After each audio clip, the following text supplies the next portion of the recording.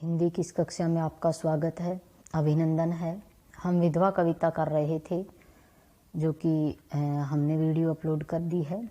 इससे आगे जो उसका एक पद तो हो गया था, उसके आगे जो बच गई थी उस कविता को हम आगे करते हैं। ज़्यादा समय ना लेते हुए, पीछे की बातों को ना दोहराते हुए मैं सीधा आगे का पद शुरू करती हूँ। षट ऋतुओं का श्रृंगार, षट ऋतुओं का श्रृंगार, कुष्मित कानन में नीरव पद संचार, अमल कल्पना में स्वच्छंद विहार, व्यथा की भूली हुई कथा है, उसका एक शौपन अथवा है।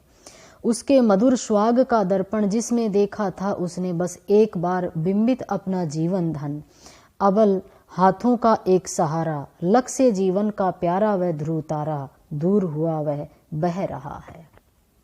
हमने पहले भी ये चर्चा की थी कि विधवा की स्थिति का यहाँ पर वर्णन किया गया है कि किस तरह से हम विधवा के आंसुओं का अनदेखा करके और उसके जख्मों को और कुरेचते हैं। इसी बात को इस कविता में बताया गया है और समाज का इस परिस्थिति की तरफ ध्यान आकर्षित किया गया है।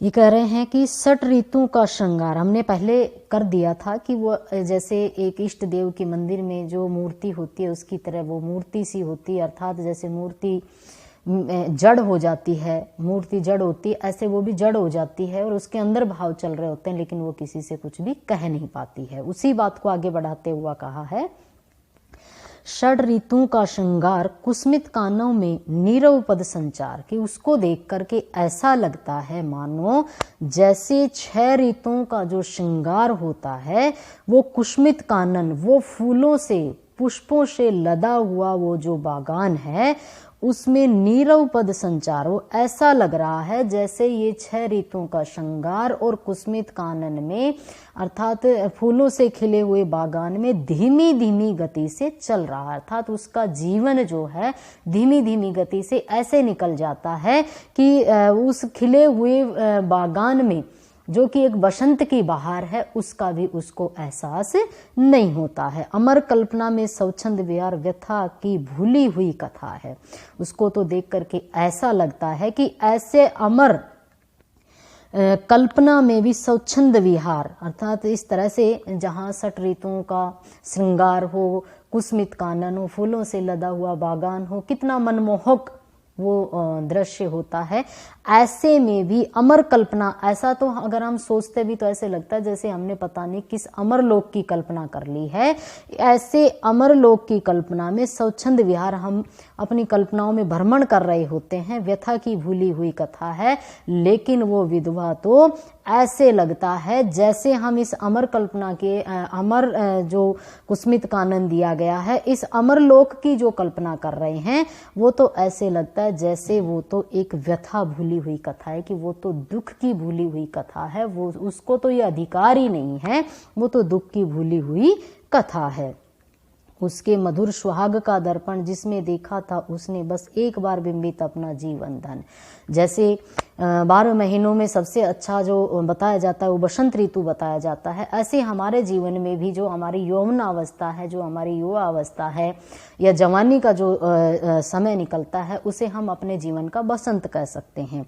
लेकिन ये कह रहे हैं कि जैसे वो कुस्मित कानन अर्थात बसंत के बगीचे को वो कल्पना ही रह जाती है और उसकी व्यथा जो है वो उसमें भी उसकी व्यथा उसको कचोटती है। यहाँ उद्दीपन का कार्य किया गया है, यहाँ जो ये कुस्मित कानन दिया गया उद्दीपन के लिए दिया गया है कि उसके जख्मों को ये प्रकृति के जो मनोहर जो दृश्य होते हैं ये भी उसके जीवन को और ज्यादा कुरेचते हैं, उसको और ज्यादा दुख देते हैं। तो उन्हें देख करके ऐसे लगता है जैसे वो तो दुख की व्यथा भूली हुई है। उसका एक शौपन अथवा है और उसका एक शौपन शेष रह गया है, अथवा रह गया है, शेष रह गया है।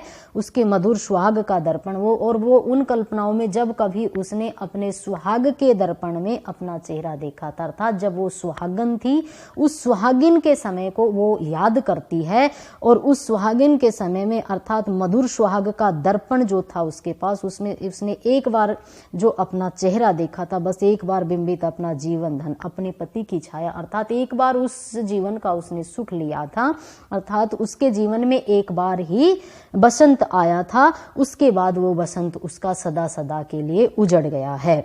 अबला हाथों का एक सहारा, लक्ष्य जीवन का प्यारा वह ध्रुव तारा, कि उस अबला का एकमात्र सहारा था वह ध्रुव तारा, अर्थात उसका पति ही इस संसार में उसका एकमात्र सहारा था। दूर हुआ वह बहा रहा है और वो उससे दूर हो गया है, ऐसे लग रहा है जब अब उसके जीवन को वो बहा करके ले जा रहा है, अर्थात एकमात्र सहारा उसका वो होता है। जैसे ही वो विधवा होती है तो ये समाज के लोग उसको इतने हीन दृष्टि से देखते हैं और उस पर इतने सारे आरोप प्रत्यारोप करते हैं कि इसके दर्शन अच्छे नहीं हैं, ये नहीं है, उसको मतलब हमेशा दुखी ही करते रहते हैं। इस बात को यहाँ पर दिखाया गया है। उस अनंत पथ से करुणा की धारा है, करुण रस से पुलकित इसकी आंखें। इस तरह से उस अनंत पथ पर जिसका कोई अंत नहीं है, उस पथ पर वो जीवन भर करुणा की धारा, अर्थात जीवन भर वो दुखी होकर के ही बहती रहती है करुणा रस से पुलकित इसकी आंखें। और जब देखो इसकी आंखें करुण रस से पुलकित रहती हैं, अर्थात वो अंदर ही अंदर दुखी रहती है और उसकी आंखें हमेशा नम रहती हैं। देखा तो भीगी मन मधुकर की पाखें, उनको देख करके तो जब उनको उसके दुख को देखते हैं, उसके दुख को एहसास करते हैं, तो कवि कह रहा है कि मेरे मन रूपी भ्रमर जो था, मधुकर जो था, उसकी पाखें भीग गई है।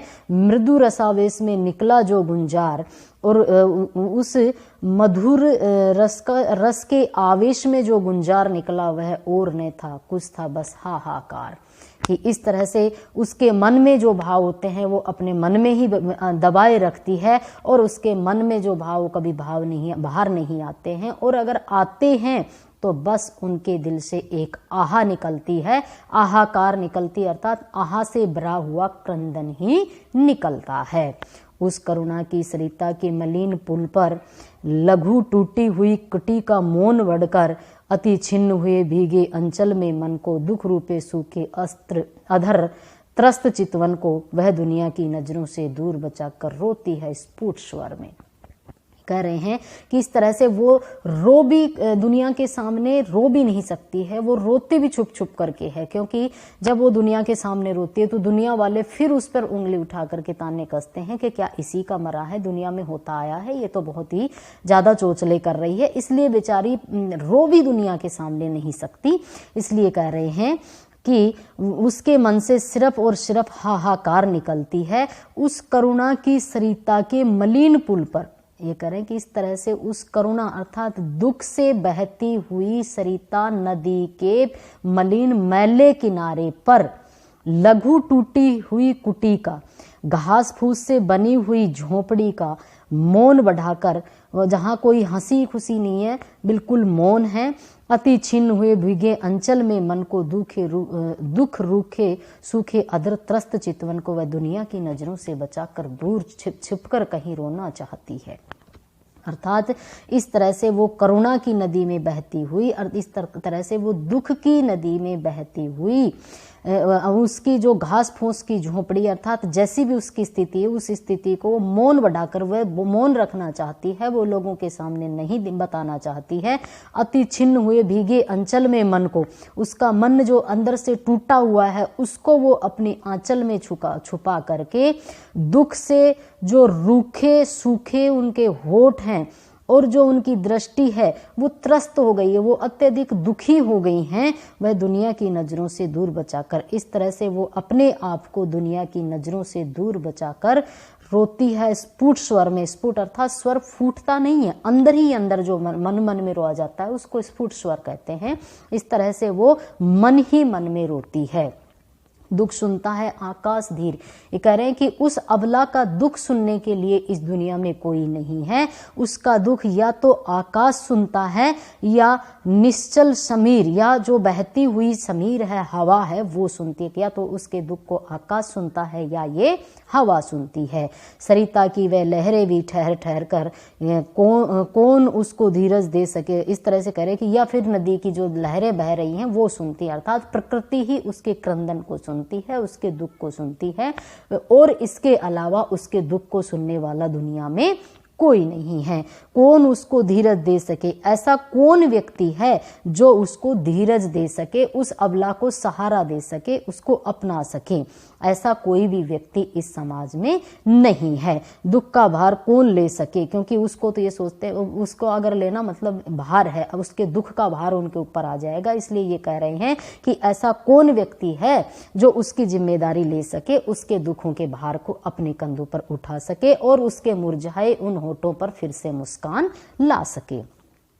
ये दुख वह जिसका नहीं कुछ छोर है, ये करें कि ये दुख अनंत है, जिसका कहीं कोई ओड़ नहीं है, कोई कहीं किनारा नहीं है, इसका कोई छोर नहीं है।